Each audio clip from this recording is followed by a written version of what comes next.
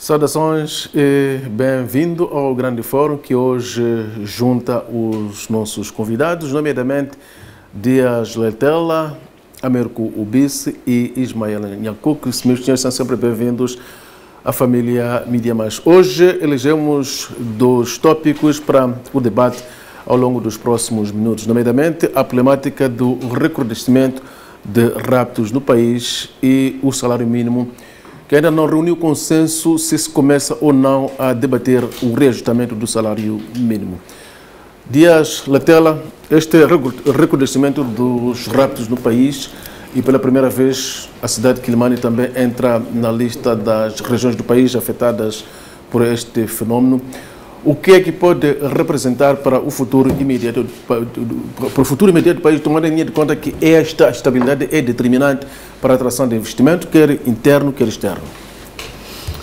Muito boa noite. Permitam-me, em primeiro lugar, que saúde o povo moçambicano e saúde a classe médica e a nossa força de defesa e segurança, principalmente os jovens posicionados na província de Cabo Delgado, que tudo tem feito para que o nosso país não caia por definitivo nas mãos dos invasores.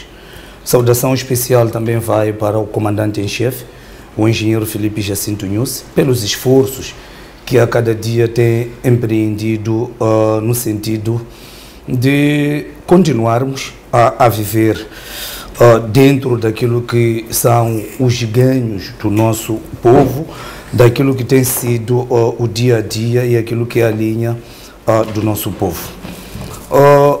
Indo àquilo que foi o acontecimento da semana, falaria do lançamento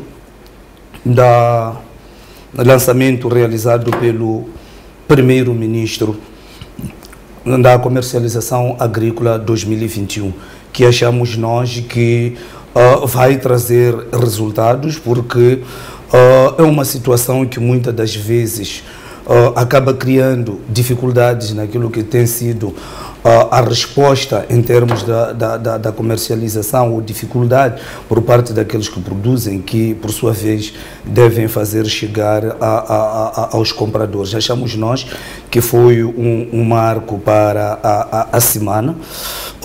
Indo direto à situação dos raptos.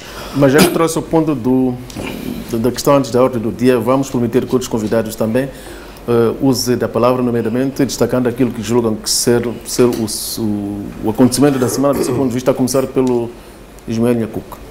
Boa noite. Cumprimentar os colegas do painel também e a todo o povo moçambicano, os ouvintes da rádio e os telespectadores da TV+. O meu ponto da semana tem a ver com a última reunião que houve em Palma, do secretário-geral do partido no governo. Trago como ponto da semana porque foi decretado pelo chefe de Estado e, por sinal, presidente do partido em que este secretário-geral fez-se mobilizar sem obedecer às medidas previstas no estado de calamidade pública, portanto, infringindo a lei mais uma vez. Isto é mau, porque quando vem de um dirigente, mostra que a lei não é igual para todos. Portanto, se por um lado não estamos a permitir que igrejas, e isto já foi muitas vezes falado, que outras organizações reúnam, não faz sentido que o maior partido que governa o país, o partido que tem responsabilidades acrescidas por ser governo, permita que os seus quadros, os seus dirigentes façam reuniões com mais de 50 pessoas, o que é permitido. Portanto, isto tudo sob um olhar impávido e sereno da PRM, que até garantiu a ordem e segurança no local para que este evento acontecesse. Eu penso que é mau, isto não dignifica. Mais uma vez, isto vem dar razão àquelas pessoas que dizem que proíbem-nos por um lado e por outro permitem que essas atrocidades aconteçam. Portanto, eu não sei se o secretário-geral do Partido Frelimo é imune ao Covid e as pessoas que estavam lá se são imunes. Percebo que é preciso dar algum alento ao povo de Palma, mas é preciso que todas as reuniões sejam feitas dentro deste espírito que é o estado de calamidade pública, portanto, decretado pelo Presidente. Muito o seu tema da semana. Saúdo aos telespectadores e aos assíduos ouvintes deste programa. O meu tema, na verdade, divido-me em dois. Vou tentar falar 1 minuto por cada um deles. Mas o primeiro... Foi um tempo mesmo para todos. O mais importante tem a ver com a Carta dos Bispos Católicos. É uma carta bastante profunda que exprime o sentido do patriotismo, que nos indica o caminho para frente. Eles tornaram-se dignos intérpretes e fiéis seguidores de Jesus Cristo, falaram da verdade, porque como Cristo disse, a verdade é o caminho se quisermos chegar até Ele. E rogo para que a mensagem seja bem recebida pelos visados, particularmente o Governo. Toda esta problemática que estamos a assistir hoje em Cabo Delgado, se tivéssemos a cumprir com aquilo que são as recomendações que estão na Carta dos Bispos Católicos, provavelmente não teríamos. Portanto, somos forçados a entrar numa guerra que poderia ter sido evitada. E o segundo tema em 30 segundos? O segundo tema em 30 segundos é parabenizar os agricultores de Chocó e solidarizar-me com eles. Produziram tanto, mas não é possível vender o seu arroz. É preciso que exista uma cadeia de valores. Não basta promover a produção agrícola, mas é preciso também a cadeia de valores estar completa, saber que se os agricultores produzirem, para onde é que vão vender? Dias daquela, o reconhecimento dos raptos no país representa um revés naquilo que é um esforço nacional visando atrair mais investimento interno e externo, mesmo neste contexto da pandemia da Covid-19. Muito obrigado. A situação dos raptos é um mal que infelizmente afeta a todos nós, tendo em conta que à medida em que esta situação se faz sentir ou se vai fazendo sentir no nosso país, aquilo que é a credibilidade de Moçambique para os investidores começa a descer. Não há nenhum investidor que quer arriscar em colocar o seu dinheiro onde há um pouco de dúvida em termos do futuro.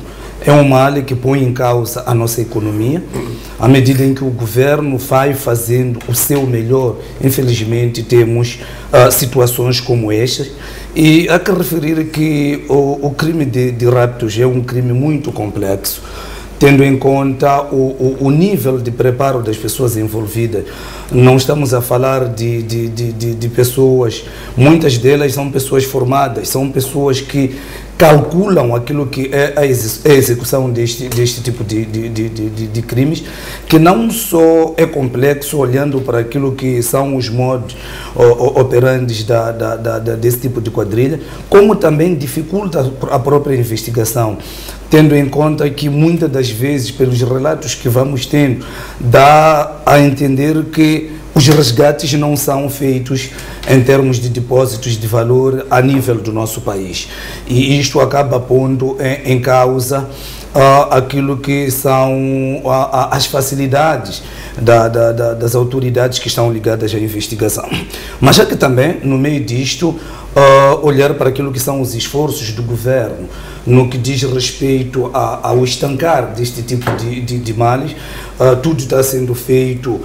Se tivermos recordado, no ano passado foi criada uma brigada antirrapto, mas não só para esse tipo de crime, também o legislador agravou aquilo que são as molduras penais.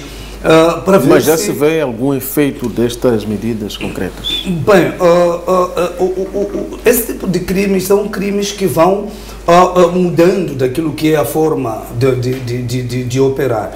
Se formos a ver, de um tempo para cá, havíamos conhecido um relaxamento.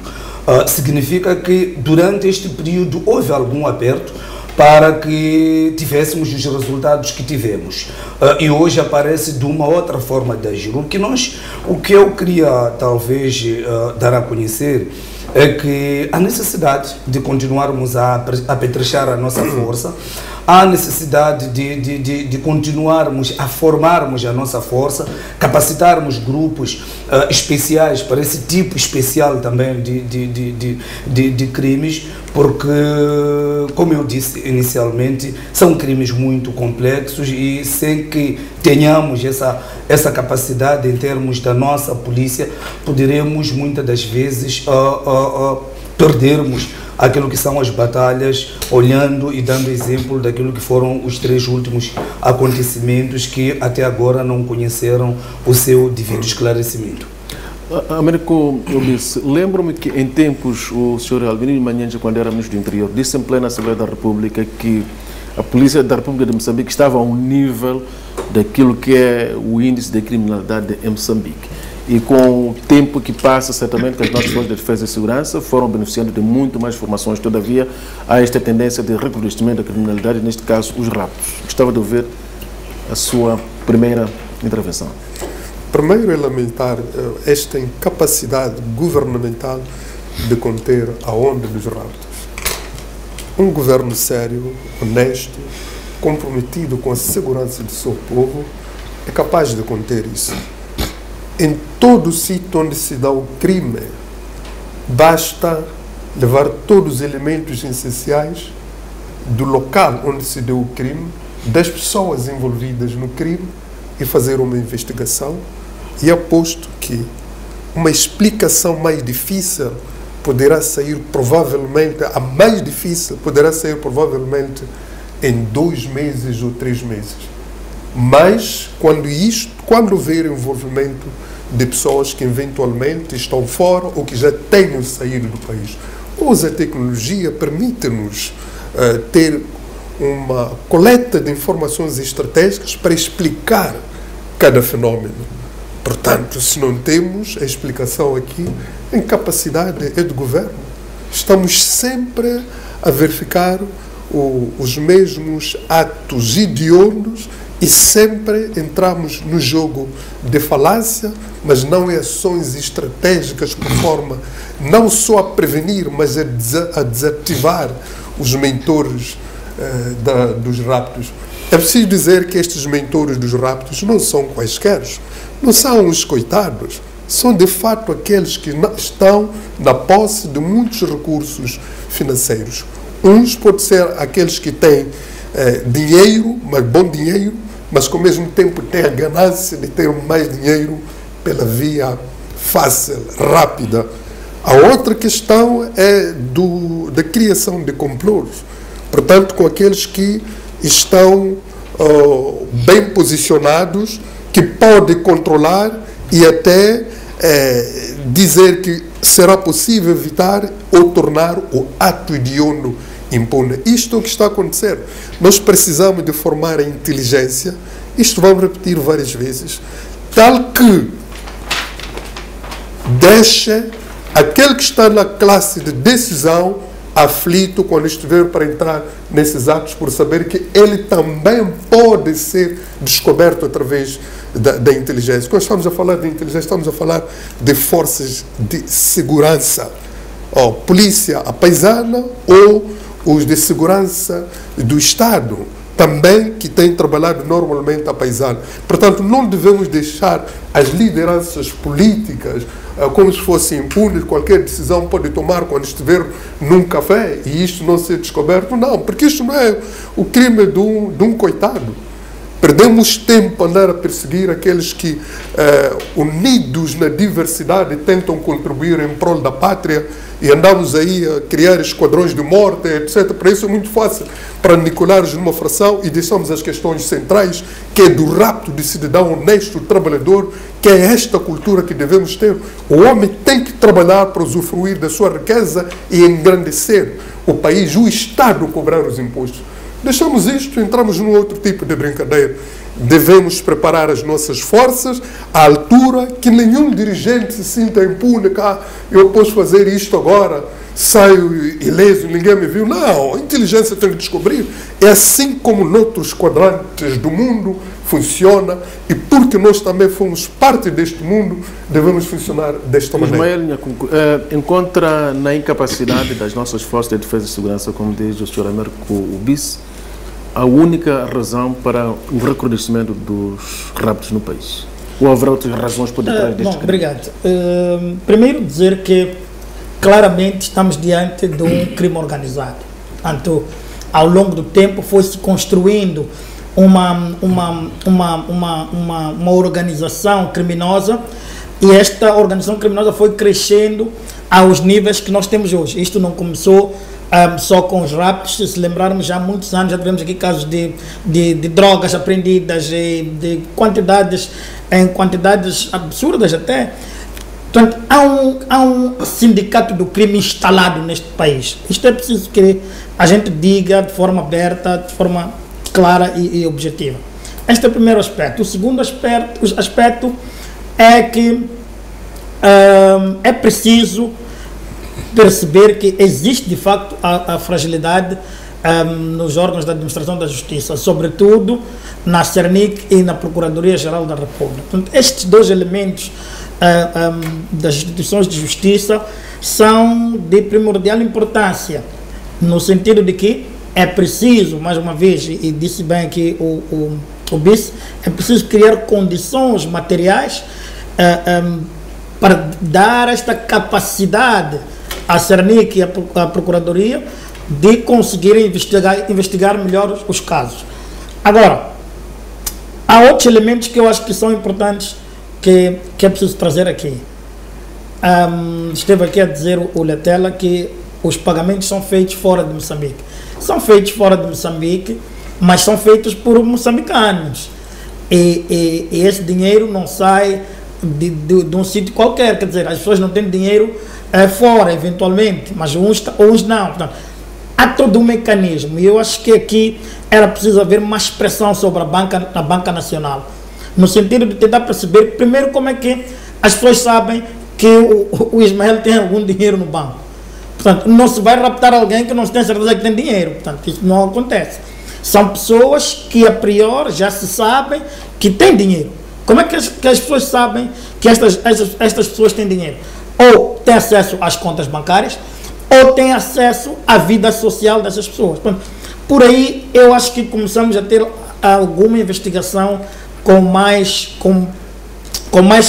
capacidade, com mais informação e capaz de trazer resultado. Mas não podemos deixar de dizer que a fragilidade do sistema também permite, e é um pouco aquilo que se diz sempre, esta forma nossa de pensar de que em Moçambique se pode fazer tudo e não acontece nada. Então, a impunidade é um fator determinante. Nós vimos no passado quem foram as pessoas que foram julgadas. Portanto, foram exatamente aqueles que efetivamente, embora participaram, mas sem expressão no processo. E não é crível que durante mais de 5, 10 anos que já vamos de raptos, não se sabe dizer se são 2 ou 3 grupos, se é um grupo, se existe algum mandante em Moçambique ou fora de Moçambique. Portanto, isto tudo levanta a crer que há muito coloio interno. Estas pessoas se sentem protegidas, estas pessoas têm meios do Estado, não é qualquer um que anda na rua com a KPM. Portanto, estas pessoas andam com a KPMs de qualquer maneira. Portanto, há aqui indícios claros de que o Estado, quando digo Estado, quer dizer, as instituições do Estado podem estar aqui também envolvidas nestes raptos. Porque, repare, quem são estas pessoas que são raptadas? Nunca ouvi dizer que alguém como Ismael, que ganha um salário medíocre, foi raptado. É sempre alguém que se conota que tem alguma capacidade financeira. Portanto, para mim é preciso realmente, de forma fria, começarmos a despartidarizar o Estado e dotá-lo de capacidade de resposta para os vários problemas que o Estado tem. E este é um problema concreto que é preciso criarmos estas instituições, criamos a Cernic, mas é preciso... e nós aqui, eu vou dizer uma coisa, nós temos sempre o hábito de gostar de ir buscar o que os outros fazem.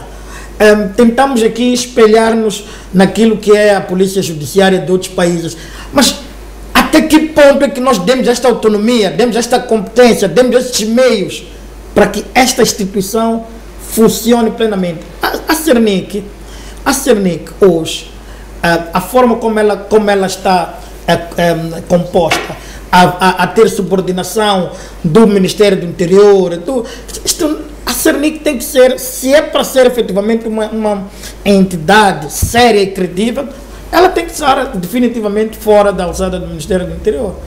Porque é lá onde estão os focos dos grandes problemas que nós temos. Este projeto de tirar, portanto, o Cernic do Ministério do Interior já foi ensaiado, quase que estava a ser dado como certo. E no fim, a Assembleia da República, quando aprovou o Estatuto Orgânico, devolveu ao Ministério do Interior. Portanto, há aqui alguma coisa, um conluio qualquer, que não permite que esta instituição seja de facto autônoma. E é aqui onde reside o grande problema. Por que temos medo de autonomizar esta Cernic? Por que temos medo? Repare que a contra-inteligência moçambicana, portanto, os serviços de segurança do Estado, subordinam-se ao chefe de Estado. A polícia subordina-se ao chefe de Estado. A defesa subordina-se ao chefe de Estado. A Cernic subordina-se. Portanto, estamos a criar sempre aqui uma forma de ir blindando a nossa elite política. Esquecemos que precisamos destes meios para uma investigação objetiva. Eu vi quando da morte da filha do antigo chefe de Estado, a falar-se tanto sobre a Cernic, e até lembro-me que este processo da Cernic ganhou algum dinamismo. Por quê? Porque atingiu alguém e essa pessoa começou a perceber-se da fragilidade que tinha dentro daquela organização. E não pode ser. Nós temos que construir um Estado para frente, temos que construir um Estado a pensar não só em nós, mas sobretudo nos nossos filhos, o que é que nós queremos deixar para eles. E não me parece que este seja um Moçambique bom para ser deixado para ninguém. Meus senhores, o senso comum defende que um cidadão normal não seria capaz nunca de caminhar, independentemente do meio que usa para essa viagem, talvez daqui para Jorge Dimitrov ou Bairro Benfica, portando uma arma de fogo, sem ser neutralizado pela polícia. Qual é o segredo que os envolvidos nos raptos usam para passearem a classe, diga-se de passagem, porque não há muitos casos, sei que existem, em que houve um rapto, entretanto, neutralizado no local. Meus caros, o Bis? Esta é uma excelente pergunta. O problema é que eu falei da Carta dos Bispos Católicos porque falam a verdade. A verdade é o caminho, mas a verdade nos liberta. A grande pergunta que pode-se fazer, mas não necessariamente para ser respondida, só para chamar a atenção da nossa reflexão, é em que momento o governo terá vindo reconhecer que os seus esquadrões de morte foram eles que assassinaram Y ou Z, cidadão moçambicano. Em que momento aconteceu? Quando isto acontece, é quando há um deslize na atuação desses membros dos esquadrões da morte, como aconteceu em Xai-Xai, a capital da província de Gaza, minha província. Isto é lamentável. Ora, nós não sabemos se a falta do anúncio à verdade para nos libertar está por detrás de alguma coisa. Será que estes raptores, eles podem percorrer distâncias e distâncias com as armas, como muito bem o disse. Eles não se cruzam com nenhum carro da polícia, eles não são mandados parar por uma verificação normal de que o cidadão comum tem sido vítima, etc., apare, apresente. Esses são os únicos que sempre saem ilesos, para depois ouvirmos aquelas grandes conferências de imprensa: estamos no encalce, estamos à procura, vamos esclarecer o caso. Eu acho que temos que deixar deste tipo, porque isto não nos liberta. Mas infelizmente há um problema sério. É que os moçambicanos estão divididos. há um grupo que não gosta de ouvir-se falar da verdade. Sempre vai abonando naquilo que não é correto. Não é o chefe do Estado. O chefe do Estado é vítima desse grupo. É importante que ele se livre dos bajuladores para levar a pátria para o rumo certo. Os bajuladores sempre contrariam a verdade e ficamos todos perplexos, perdemos o sentido da pátria e o caminho para frente. Ficamos sempre na mesma história. Chegou o momento de falarmos a verdade. Doutor Obis, eu queria que tivéssemos em conta que é um debate em que queremos soluções, se é isto que queremos fazer. Acima de tudo. O que estou a notar é que está a haver um pouco de aproveitamento político e não de soluções. Apresenta soluções. Se não vejamos, eu dizia no início que o Estado, como Estado, está a empregar todos os meios que tem na luta contra este mal. E não, o colega Ismael, o colega Obis, estão conscientes daquilo que é o nível de complexidade desse tipo de crimes. Há 2 dias circularam vídeos a mostrar situações de raptos na África do Sul, as situações de perseguições de pessoas que saíram dos bancos e arrancaram dinheiro. Então, não podem criar este problema como se fosse exclusivo de Moçambique. O que nós temos que buscar como moçambicano são soluções olhando para o nível, porque se formos a comparar o nível de criminalidade na África do Sul, no Brasil, mesmo nos Estados Unidos, não se compara com o nível de criminalidade do nosso país. Esses países estão mais destruídos em termos de criminalidade que o nosso país. Agora, a pergunta que os colegas faziam, como é que um cidadão vai sair daqui até, por exemplo, ao Benfica, portando uma arma de fogo? Em cada 3 segundos, no semáforo, passam mais de 20 carros. E a polícia vai mandando, só se os crimes de rapto acontecessem em 10 minutos. Íamos dizer que todos os caras são portadores de arma. Então é preciso que haja um pouco de sorte naquilo que é a operação da polícia para neutralizar esses marginais. Os vídeos que nos chegam, daquilo como eu dizia, das formas como este sindicato opera, mostra que há um cálculo, há um trabalho, há um investimento até para acompanhar as suas vítimas. Então, não podemos fazer deste debate um aproveitamento político. Eu dizia aos colegas, se forem a ver, por exemplo, o artigo 3 e 4 da lei da recuperação e gestão de ativos, há esta abertura, onde hoje em dia estendeu-se aquilo que é a quebra de sigilo para esse tipo legal de crime. Estamos a dizer que no passado era apenas o juiz de instrução que tinha esta. Agora não.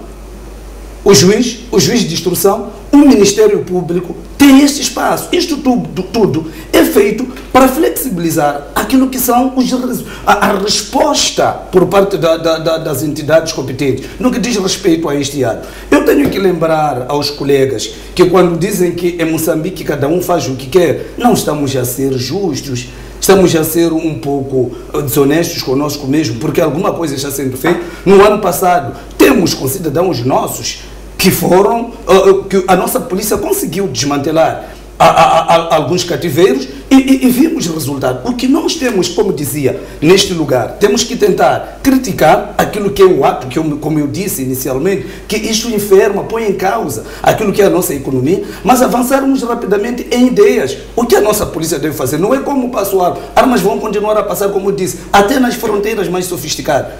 As pessoas passam com armas. Então, não pode haver aproveitamento político. Temos que reconhecer que a complexidade existe, mas o trabalho está sendo feito para que nos próximos dias, nos próximos tempos, possamos ter esta polícia capacitada, possamos ter, à medida que o mundo ou os países vão desenvolvendo, isto é resultado até certo ponto de desenvolvimento. À medida em que os países crescem em termos de cidade, o nível de crime também cresce. Por isso que eu disse, e bem disse, o crime de Moçambique, como cidade de Maputo, não se compara com o crime de São Paulo, por exemplo, no Brasil, não se compara com o nível de criminalidade de Joanesburgo, na África do Sul. Então, eu reconheço que muito deve ser feito, reconheço também que há pessoas que colaboram. Agora, quando os colegas falam de Estado, é só para tentar manjar o Estado, como estamos aqui a representar partidos políticos, mas se falassem da colaboração dos funcionários bancários, isto é um fato. Para que se saiba, não é o Estado que diz quem tem conta, quanto dinheiro tem, mas o funcionário bancário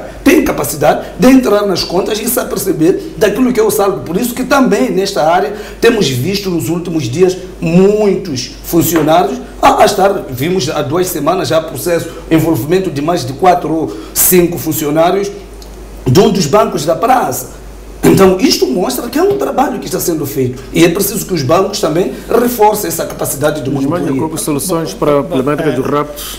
É assim, eu não sou muito apologista de comparações desniveladas. O colega Latela está aqui a trazer exemplos da África do Sul, de Joanesburgo. Ora, só a cidade de São Paulo tem o mesmo número de habitantes que todo Moçambique. Tem 30 milhões de habitantes. Joanesburgo tem mais de 30 milhões de habitantes. Portanto, são cidades, quer dizer, só a cidade de Joanesburgo é igual a Moçambique em termos de fluxo de pessoas, mas ainda de bens. Igualmente São Paulo. Portanto, fazer este tipo de comparação não nos ajuda. Portanto, estamos a comparar países com dinâmicas completamente diferentes. Vamos voltar à nossa realidade. E a nossa realidade é muito simples. Nós, desde os anos 90 para cá, temos assistido um crescimento deste tipo de crimes. Crimes de raptos, crimes de tráfico de drogas. Já fomos até apelidados de um dos países que mais droga passa por aqui. Um dos corredores preferenciais. Por que nós, entendendo e percebendo que a nível mundial nós temos esses problemas, por que nós não formamos pessoas competentes desde os anos 90 até cá? Então nós estamos a dizer, quando a gente diz o Estado, é que na verdade é o Estado, através do governo, quem tem responsabilidade primária e, sobretudo, o Presidente da República, sendo ele a pessoa que nós elegemos para ser o Presidente da República. Quando digo nós, estou a dizer o povo moçambicano, não eu, obviamente. Esta figura do Presidente e do seu governo, que são representantes ou gestores do Estado, devem criar condições de garantir que eu, cidadão pacato, consiga sair da minha casa até ao meu posto de trabalho sem que ninguém me venha tirar uma carteira. Nós só estamos a falar de crimes de rapto, nós assistimos todos os dias crimes, desde o mais pequeno até a estes mais altos, até os crimes de corrupção. Quem são as pessoas que são os corruptores? Estes crimes de raptos estão também muito relacionados com os crimes de corrupção. Isto é todo um conjunto de crimes que andam juntos. O problema qual é? É o problema da impunidade. Eu sabendo o que o chefe faz, o amigo do meu vizinho faz, não interessa o que faz, abre espaço, abre motivação para que todos nós começamos a criar gangues e começamos a tentar tirar o maior proveito das outras pessoas. O país está fragilizado e nós temos que perceber isto. Está fragilizado porque nós criamos essa facilidade. As armas sempre andaram, desde a época da guerra de libertação, desde a época da guerra da democracia. Hoje as armas sempre andaram em Moçambique e vão andar, porque quer o governo, quer a Renam, quer o colônio, todos tinham armas e ninguém levou essas armas. Andam com pessoas, andam em casa das pessoas, e é por isso que nós temos um total descontrole. Hoje em dia, ou vezes sem conta, ouvimos casos de polícias que alugam armas. Se estamos a dizer que a polícia está enfermada destes problemas, podemos daí deduzir que as armas não são encontradas porque andam nesses meios. É complicado. Eu concordo que existe alguma complexidade, mas também é preciso nós darmos a mão palmatória e assumirmos que não estamos a fazer mais para estancar isto. Não estamos. Porque estamos constantemente a dizer que não temos meios, não temos não sei o quê, o Estado está a fazer tudo. Mas o Estado é pago para fazer isso. Quando digo Estado, eu me refiro ao governo. Os economistas costumam Pô, falar de... é importante. Sim, temos que ir para o intervalo mas para eu só esgotar queria- o tema. eu só queria Um minuto acrescentar- Eu só queria por favor. acrescentar uma situação. Sim, faz favor, depois do bicho, temos que ir para o O que intervalo. eu dizia é que os colegas, infelizmente, diante das câmeras só fazem este aproveitamento político. Não ouviu o doutor Ubice, falou da corrupção, o colega Ismael falou da corrupção. Não ouviu o doutor Ubice assumir que a corrupção não pode olhar para o governo, deve olhar para a nossa sociedade, que não é só a moçambicana que está enferma. Poderia ter dado exemplo ele do presidente deles, do município Vale, está a ser julgado agora por crimes de corrupção e vários outros crimes. É da Frelimo? É do governo? Não. Então é preciso que O senhor Vale ainda não foi os condenado. pontos. Ainda não foi condenado. Se eu disse um minuto só, Mas Só isto para desvia prejudicarmos a o presunção segundo da tempo. inocência é válida para qualquer cidadão. Vamos esperar o ditame do Poder Judicial e a partir daí entraremos na análise. Mas eu queria fazer uma pequena correção. A lei não anula o princípio como que se diz, presunção de inocência, ele está falando. não necessariamente de presunção de inocência, mas o meu colega terá falado da lei aprovada que anula o princípio de sigilo. Não anula, não é isso, anula. acho que me percebeu Não. mal. Eu disse estendeu. É Estendeu. extensão. Sim, Mas porque se na altura as recuar- competências eram reduzidas, eram só para o juiz de instrução. Sim. Hoje temos todo o juiz, temos o Ministério Público, então o governo flexibiliza, porque na altura podia ter esta situação, o Ministério Público não podia abrir esta. É engraçado. Quer dizer, Não. quando é para ir para o bem, o colega Letel diz que é o governo. Quer dizer, mas quando é para criticarmos o governo, Não, já mas- não se pode criticar porque Não, é aproveitamento não. político. Portanto, Sim, há uma coisa que tem que ficar não claro. podemos- Há uma coisa que tem que ficar claro aqui, que eu acho que é muito Temos que ir para o importante. intervalo e Mas eu passar para o queria segundo questão tema do- imediatamente, rápido, por favor. é a questão da responsabilidade do governo. Não podemos, enquanto povo, aceitar que o governo, quando faz algo bom, está a fazer um favor ao povo moçambicano. Não. É responsabilidade do governo, são pagos para fazer esse trabalho e, mais do que isso, candidataram-se de livre e espontânea vontade. Portanto, não estão a fazer nenhum favor ao povo moçambicano, não estão a fazer nenhum favor a qualquer cidadão.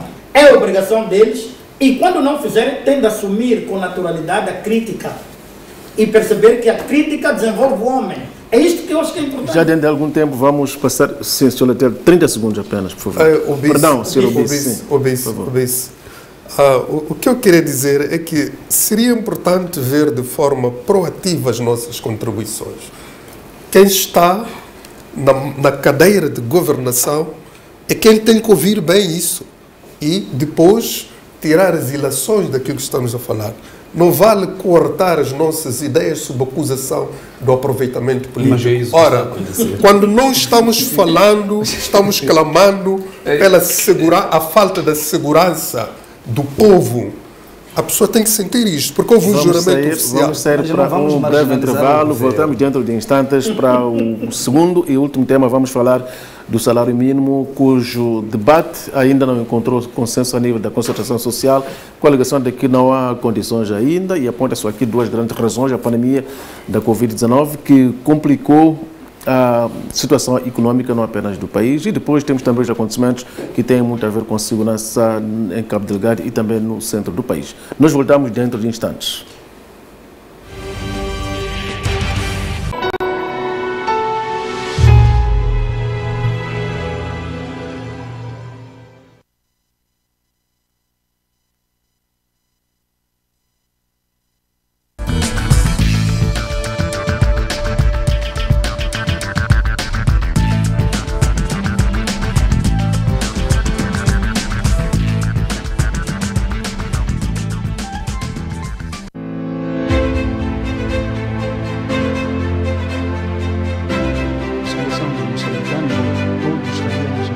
Os grandes acontecimentos, as grandes decisões e os grandes projetos geram grandes dúvidas. As visões são visões. Temos um princípio libertário que guiou e orientou o processo de libertação Em que momento é que nas aldeias as mulheres se sentam e debatem os assuntos que são deles, mas que são delas, mas são assuntos da aldeia? As grandes dúvidas exigem grandes respostas. O sistema de ensino tradicional que você conheceu não há de voltar nunca mais. Nós temos estudantes que são competitivos, mas temos estudantes que também não são competitivos. O medo do invisível é enorme. Nós temos alguns conflitos, inclusive de índole armada, que surgem, é por causa da incapacidade das instituições. Mas o que é preciso fazer daqui para o futuro? Saber o quê? Vamos ficar na mesma, de promoção da língua, de concepção político-diplomática, a cooperação que é insignificante, não há dinheiro para fazer cooperação nenhuma. No Aqui e Agora, debatemos o país como nunca antes. Nós hoje temos uma economia diversificada. O nosso risco é sermos uma monocultura. E, naturalmente, a juventude deve odiar a pobreza. Não faz sentido nós sermos pobres como nós somos. A pobreza não é um destino. Não há povos que nasceram para ser ricos e povos que nasceram para ser pobres.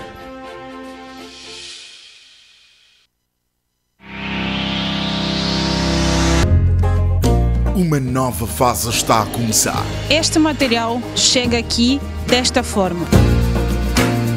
Uma fase interessante em que vamos falar só do ambiente e de pessoas que trabalham nesta área. Olhando assim, pode-se pensar que já não tem mais qualquer utilidade, mas não. E vão ajudar a saber como podemos contribuir para a preservação do mesmo. Convido-lhe a conhecer uma geração mais consciente que não será construída apenas aqui deste lado, mas aí em sua casa e no meio ambiente no geral.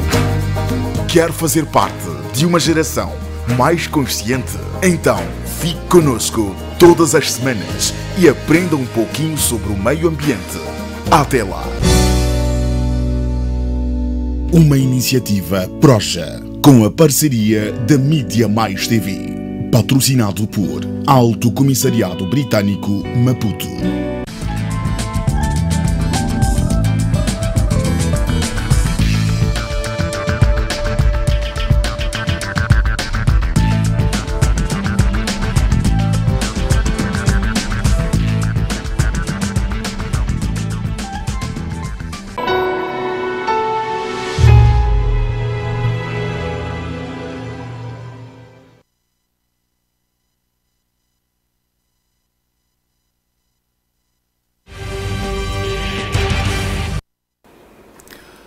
Bem-vindo à segunda parte do Grande Fórum.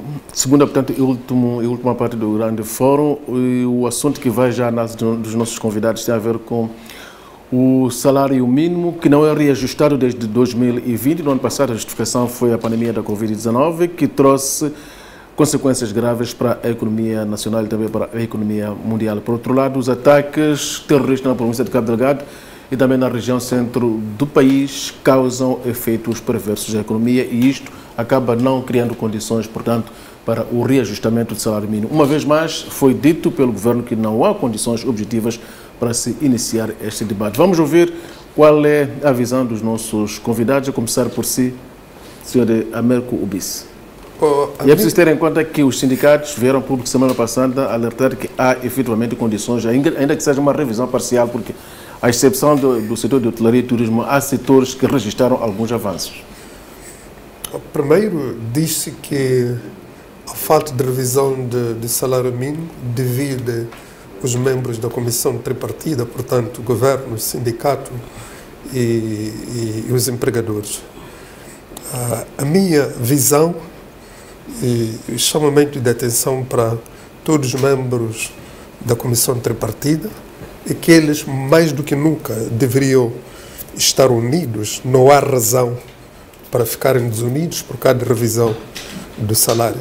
É sim necessário percebermos o contexto em que nos encontramos. Aqui, uma chamada de atenção especial vai ao governo. O governo não pode sair de forma unilateral e ditar aquilo que é o caminho para frente aos outros dois membros da comissão tripartida. Portanto, o desejável é que tem que sempre sentar à mesa e todos eles fazer-se perceber das circunstâncias que estão por detrás da não revisão do salário mínimo. Não quer dizer que a não revisão do salário mínimo seja algo razoavelmente aceite, porque a deterioração do tecido empresarial no país, isso pode significar, pelo menos a médio e longo prazo, a deterioração da máquina do Estado do ponto de vista do funcionamento. Porque o Estado sobrevive através da coleta de impostos, e se não há empresas que produzem, porque estão falidas, ou porque os seus trabalhadores não dão o máximo, então esta não é uma boa visão. O esforço que o governo tem que fazer é criar um ambiente propício para que, se não há aumento do salário mínimo, ao menos que não hajam despedimentos em grande escala nas empresas. Porque sem esta visão estratégica, o Estado perdeu a direção para frente daquilo que torna o Estado cada vez mais forte. Um Estado sem recursos financeiros é um Estado que não tem poder de trazer ações que vão a favor do povo. Há situações de outros estados do mundo, como gostamos sempre de fazer as comparações, devemos levar as partes boas daquilo que os outros estados do mundo nos ensinam. É que a aprovação de pacotes, justamente neste período de Covid-19, que vai atenuar situações deste género. São vários estados do mundo que fizeram a aprovação desses pacotes. Esperamos que o nosso governo também o faça, porque este é o caminho preferente. Não podemos ser aquele Estado que sempre diz que não tem dinheiro. Qual é esse outro Estado que tem dinheiro? Ismael? Bom, obrigado. Há uma abordagem interessante que eu gostaria de partilhar também, que é que levantou... Peço para chamar para si a sua capacidade de síntese, por favor. O doutor disse que é a questão, primeiro, da forma como este grupo é, portanto, a composição tripartida, a priori, com grande influência do Estado na tomada de decisão, do governo, mina aquilo que é a relação entre os empregadores e empregados. Portanto, é preciso, a priori, nós quebrarmos esse tabu de que precisamos ter o governo lá. O governo está nesta comissão como o quê e para quê. Este é o primeiro aspecto. Não há necessidade do governo estar lá. Querendo estar, estar como mero mediador. O governo não pode impor, puxar para um lado ou para o outro. Mas o que assistimos aqui em Moçambique, infelizmente, é que o governo influencia nas decisões desta comissão tripartida, toma partido e toma posições e até às vezes impõe as suas vontades. Portanto, isto é mau e é por isso que o sindicalismo não cresce em Moçambique, porque o governo está sempre em cima dos sindicatos. Este é o primeiro aspecto. Depois, o segundo aspecto que eu queria levantar. É preciso nós ficarmos claros do que é revisão do salário mínimo e do que é aumento de salário. Agora fala-se de reajustamento. Bom, aumento do salário mínimo. Nós nunca tivemos aumento em rigor, economicamente falando. Real. Sim, nunca tivemos. É sempre um reajustamento em função da taxa de inflação ou da dinâmica do preço Isto vem a calhar que o bem que ela está a valorizar em Nhacuco. Sim. Então nós, na verdade, nunca tivemos. É sempre para fazer face à inflação e nunca chegamos a atingir aquele nível. Mas eu acho que os salários que o Estado tem hoje, okay? O setor empresarial tem, são bastante exíguos para estarmos a discutir, e sobretudo quando os aumentos são sempre de 100, 200, 300, 400 medicais. Portanto, vir discutir se há ou não há condições de aumentarmos os salários, eu acho que é muito mau. É preciso, até neste momento em que a economia está fragilizada, criar algum ímpeto, algum ânimo aos trabalhadores para que eles motivem-se para a produção. Portanto, é preciso nós esquecermos um pouco isto. Vamos discutir o aumento do salário mínimo, que é mau, é extremamente mau, à parte, e vamos discutir aumentos do salário normal à parte. Então, é preciso que se faça um aumento do salário mínimo, sim. Não podemos pensar que é demagogo, não. Agora, isto tem que ser acompanhado de medidas concretas, como Qual é esta medida concreta? O primeiro objetivo do Estado, do governo, é manter os empregos que existem e criar emprego. Como é que isto se faz? Isto se faz mobilizando, financiando o setor empresarial do Estado. O governo foi angariar cerca de 700 milhões de dólares e recebeu por volta de 600, se não estou errado, de acordo com o último relatório apresentado à Assembleia da República.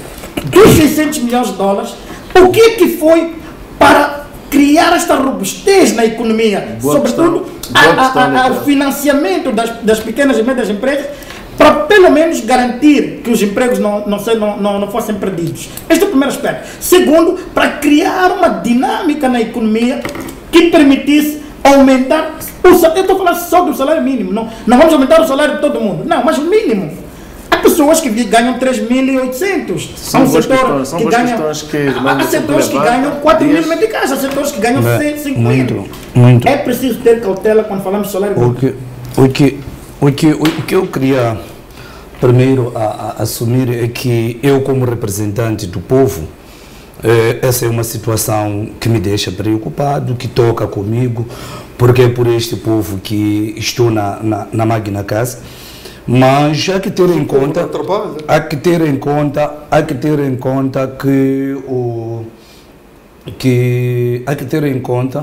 que o aumento não depende exclusivamente do governo. Aliás, o colega disse, eu acredito que falou na lucidez de que o governo não tem culpa no que diz respeito ao reajuste salarial. O governo pode fazer essas negociações. É que nós não podemos olhar para a situação do aumento salarial olhando apenas para o setor público. Temos que ter em conta que neste momento o maior desgaste se faz sentir no setor privado. Podíamos até assumirmos que se aumente o salário. É preciso ter isto em conta. O que neste momento poderá estar a se protelar é que é preferível lutar para que consigamos manter os poucos postos de trabalho que sobreviveram nesses últimos 12 meses com a pandemia, que aumentarmos o salário e o setor privado ficar numa situação de sufoco, de aumentar também o despedimento. Significa que vamos colocar maior número de famílias numa situação de vulnerabilidade. Neste momento, o colega falava, o governo, eu sempre defendo isso, que esforços estão a ser evitados. Vimos aquilo que foi a linha através do INSS, que tentou-se criar esta robustez para algumas pequenas empresas, mas não foi suficiente. Aqui na cidade de Maputo, há restaurantes que não recebem mais de 10 pessoas, que a outrora tinham capacidade de receber 50 por dia. Então, estamos numa situação em que os poucos que continuam com os trabalhadores devem ser vistos como heróis. O que nós temos que fazer neste momento é assegurar que a situação não piore para estas empresas. O governo, eu acredito que também todos nós estamos a ver o que o governo está a fazer nesta linha. Mesmo com estes despedimentos, continuam, no setor privado dizia, continuam a existir contratações a nível do governo, e temos provas disso. Continua a se fazer alguma coisa para potenciar a nossa juventude, para que não dependa exclusivamente do emprego, mas que exista aquilo que é o emprego. Tudo isto para tentar colmatar aquilo que são as possíveis lacunas, porque não podemos só olhar para esta situação de salário olhando para apenas o empregador. Temos que olhar também para aquilo que é a autocriação, para que a nossa juventude continue a produzir. Tempo esgotado, seja breve, por favor. Eu penso que nós estamos diante, mais uma vez, de um total descontrolo do governo em relação às políticas públicas para o Estado.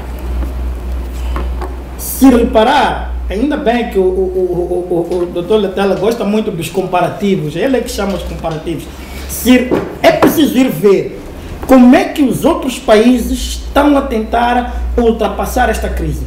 Há países, por exemplo, que introduziram a questão do subsídio de emprego. O que é subsídio de emprego? É aquelas pessoas que, por alguma razão de reestruturação por causa do Covid, foram afastadas, portanto, tiveram que perder, entre aspas, os seus postos. O Estado tentou mitigar esta situação através de algum apoio a estas famílias. Não é falar dos Estados Unidos, não é falar dos Estados Unidos. Muitos estados brasileiros estão a sair, a população está a sair à rua porque o sufoco, o despedimento superou até aquilo que foi a crise de 1929. Nós sabemos que então, é o Brasil neste momento. Não se trata de criar novas rodas. A solução para mitigar o problema da revisão do salário em tempos de crise que advém de Covid-19 é a sustentável. O governo tem que fazer esforço para poder criar um ambiente que favorece os empresários ir à banca, buscar o dinheiro com juro muito baixo. Mas temos esgotado, nós voltamos de hoje a 8 dias. Não temos mais tempo, meus caros. Muito obrigado pela vossa presença aqui. Hoje fizemos o grande fórum com Ismael Nhacuco, Dias Leitela e Américo Ubeso. Voltamos de hoje a 8 dias. Continue ligado a nós porque a próxima proposta é muito mais aliciante ainda.